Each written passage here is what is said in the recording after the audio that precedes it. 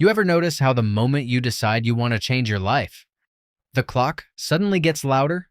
It's like every hour starts reminding you of where you are financially and where you're not. Someone out there is trying everything, cutting expenses, working harder, skipping small pleasures, hoping something finally breaks through. But then comes the moment that hurts the most, realizing that no matter how disciplined you are, the math refuses to move fast enough. And that's when an uncomfortable thought appears. What if the people who become millionaires quickly aren't playing the same game as everyone else?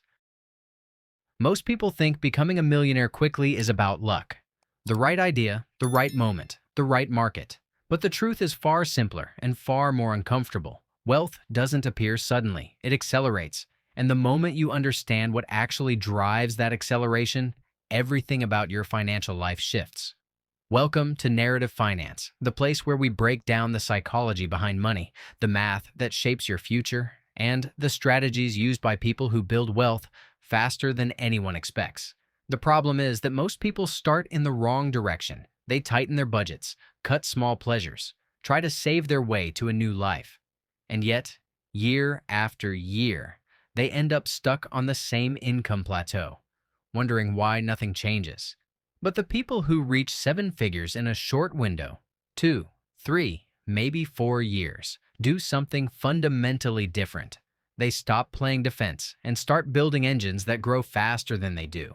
Engines that don't care how many hours they can work, how stressed they are, or whether they feel motivated that day. Today, we're going to break down exactly how those engines are built, why they work so fast, and what it would actually take to create one from scratch. Most people believe the fastest way to become a millionaire is to find some hidden shortcut. They picture a special stock, a secret strategy, or a once-in-a-lifetime opportunity that only the rich know about. Because of that, they assume that if they have not found this secret yet, they are already behind. But here is what serious wealth builders actually know. The simplest and most accessible path to a million is also one of the slowest. Consistently investing into broad index funds like an S&P 500 fund does work over time. If someone invested around $500 a month and earned returns close to historical averages, they would eventually cross seven figures. The problem is the word eventually. At that pace, it can take 25 to 30 years or more, depending on market conditions. Even if you doubled that monthly amount, you would still be looking at well over a decade. So the misconception is not that investing does not work. It absolutely works. The misconception is believing that traditional stock market investing alone will take you from zero to millionaire in just a few years. For most people, it simply cannot move that fast. Unless your income is already high, compounding needs a lot of time to do its job. And if you want life to look completely different in the next 2 or 3 years instead of the next 3 decades, you need a different engine driving your money. When most people decide they want to get rich, their first instinct is to cut expenses. They cancel subscriptions. They stop eating out. They try to squeeze every dollar until it breaks. It feels responsible. It feels disciplined. And it feels like progress. But here is the uncomfortable truth.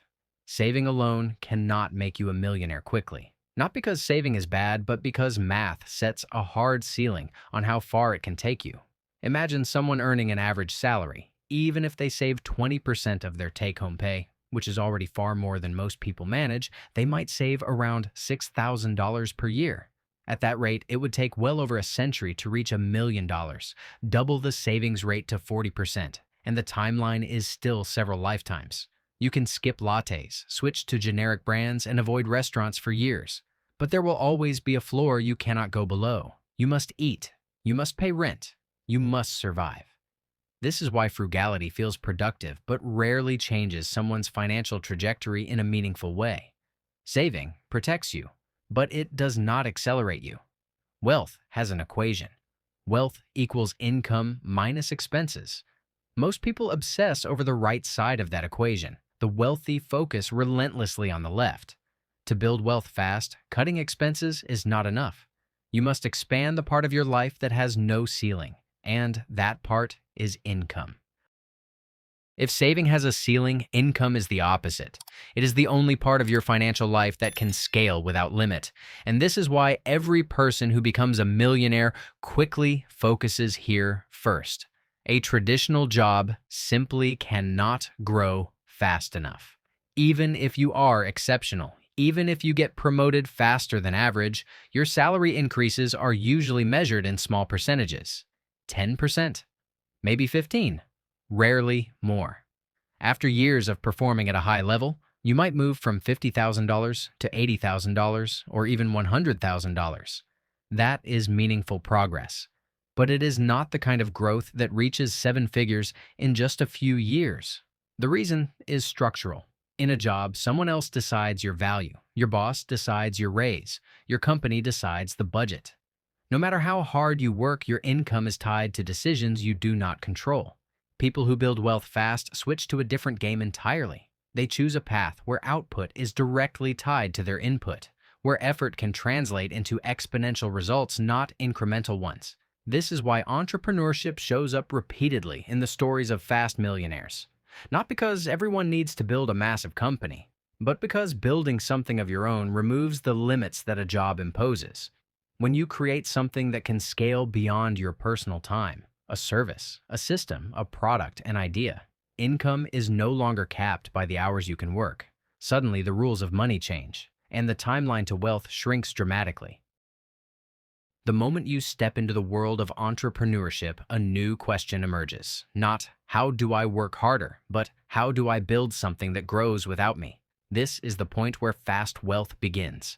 Every millionaire who accelerates their timeline has at least one scalable asset in their life. Something that multiplies without requiring more hours, more exhaustion, or more personal output. Sometimes that asset is a service delivered through a small team.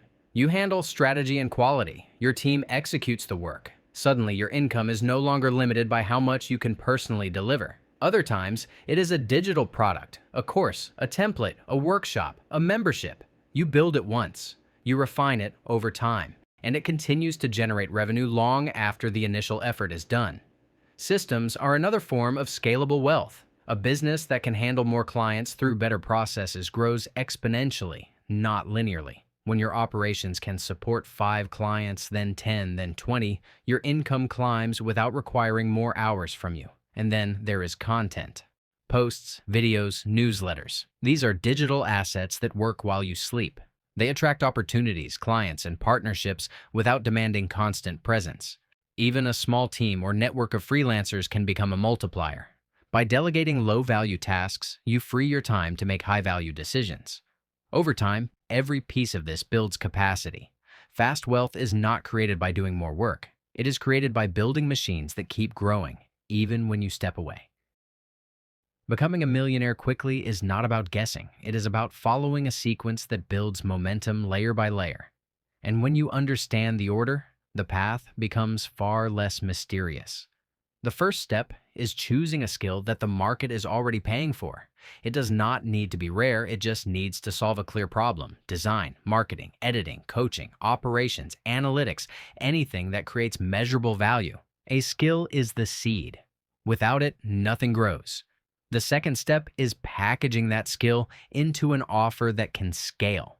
This is where most people get stuck. They sell hours instead of results.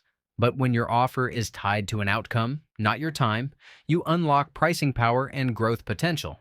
The third step is building systems that reduce friction. Client onboarding, delivery processes, communication structures. All of these remove the chaos that keeps businesses small. When your systems run smoothly, you can take on more clients without losing quality or burning out. The fourth step is reinvesting intelligently. Money should flow back into your asset, tools, automations, freelancers, education, distribution.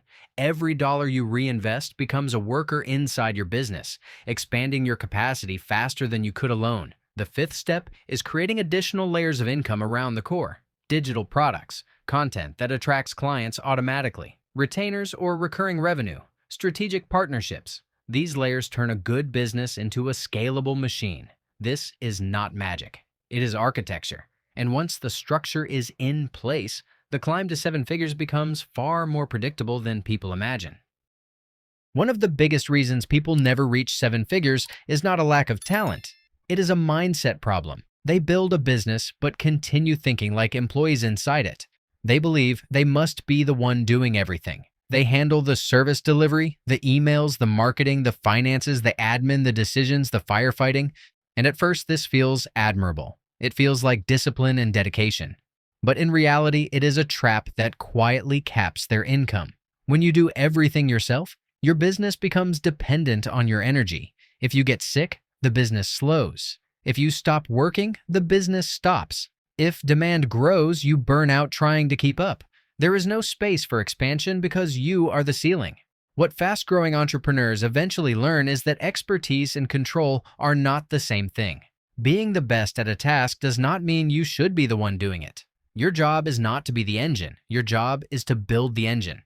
This shift changes everything. Instead of asking, how do I get all of this done? You start asking, how can this run without me? You think in systems, not tasks. You create processes that anyone can follow. You outsource low-value work and protect your time for decisions that move revenue forward. It feels uncomfortable at first. Letting go always does. But the moment you stop operating like an employee and start acting like a builder, your income is no longer tied to your limitations. It becomes tied to your structures, and structures can scale far beyond what a single person ever could. Once your income starts to grow, something powerful happens. You gain the ability to use compounding in a way most people never experience. Not as a slow, patient process that takes decades, but as an accelerator that multiplies the results of your decisions. Traditional compounding relies on time. Fast compounding relies on behavior. It comes from reinvesting aggressively, not just into the stock market, but into your business, your systems, your distribution, and your abilities. When your income expands, every dollar becomes more influential. A dollar invested into better tools makes your output faster. A dollar invested into automation removes hours of repetitive work. A dollar invested into freelancers or a small team creates capacity you could never produce alone. This is a different kind of compounding. Instead of waiting for returns to appear over many years, your reinvestments create immediate and measurable growth. Your business handles more clients. Your operations run smoother. Your time becomes more valuable. And each improvement fuels the next. Even traditional investing becomes more powerful. Putting $1,000 a month into index funds is helpful. Putting $5,000 or $10,000 a month because your business can support it is transformative. The percentages stay the same, but the outcomes multiply. This is how wealth begins to bend time. Not through luck, not through unrealistic shortcuts, but through a flywheel of income, reinvestment, and growth working together. The faster the wheel spins, the less your life depends on willpower, and the more it depends on the systems you built to carry you forward. At some point, the idea of becoming a millionaire stops feeling like a fantasy and starts feeling like a blueprint. Not because the journey becomes easy, but because the logic behind it becomes clear. Wealth stops being an outcome reserved for lucky people and becomes a consequence of how you structure your life. When you stop trying to shrink your expenses and start expanding your capacity, the entire equation changes. When you stop relying on your hours and start building systems that work without you, money stops moving slowly. And when you combine rising income with strategic reinvestment, time finally shifts in your favor. The truth is, nothing about this process requires perfection. It requires awareness. It requires intention. It requires the courage to build assets instead of relying on effort alone. Most people spend their lives trying to work harder. The people who reach seven figures in a short window simply learn to work differently. And once you see the difference, you can never go back to the old way of thinking. Because the real transformation is not becoming a millionaire. It is becoming the kind of person who can build wealth on purpose, not by chance. If this breakdown helped you see wealth differently, make sure to give this video a like. It tells YouTube this message matters, and it helps this channel reach more people who need it.